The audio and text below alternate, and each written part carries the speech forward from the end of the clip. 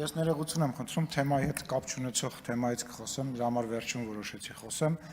Մենք լուրջ խնդիր ունենք, խոսքը վերաբերում է օդի աղտոտվածությանը, եւ ամբողջ հանրապետությունով մեկ այդ աստիճանը շատ բարձր է, Երևանը իր դիրքի պատճառով, ցածր լինելու պատճառով ինչ որ ձևով արդեն ոնց որ կուտակային մաս լինի եւ Երևանում էլ ավելի շատ բարձրացել, քան նորմանը 3-4 անգամ բարձրացել է եւ երեք նաեւ վարչապետը հայտարարեց, որ խումբ է ստեղծվում եւ զբաղվելու է այդ հարցով։ Ես կարծում եմ մենք շատ անլուրջ ենք վերաբերվել, մեր մեղքը բոլորից մեղքը կա նման խնդրին կլիմայի հետ կապված եւ էկոլոգիայի հետ կապված հարցերին եւ ուզում եմ տեղեկացնեմ հարգելի հայրենակիցներ, զարմանալ դժգոհել չլինի։ Մենք այս հարցը պետք է օրենսդրական առումով լուծենք։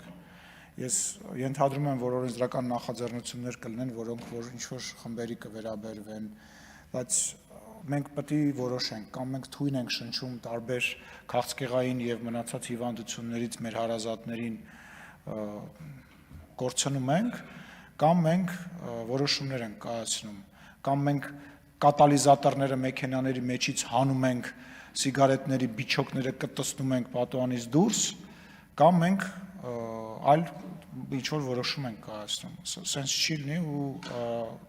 նորից եմ ասում, զգուշացնում եմ, օրենսդրական նախաձեռնություններ են լինելու, այն մեքենաները, որոնք հին են, այն մեքենաները, որոնք որ, չգիտեմ, տեսել եք փողոցում բոլորդ աղտոտում են, Են շինարարության նորմերը, որոնք որ են կազմակերպությունները, որոնք որ շինարարությունն են իրականացնում եւ չեն պահում նորմերը, ավազի հանքերը, այո, ավազի հանքերը նաեւ եւ մնացած բոլոր այդ բաները շատ խիստ կարգավորումների տակ են գնելու։ Շնորհակալություն։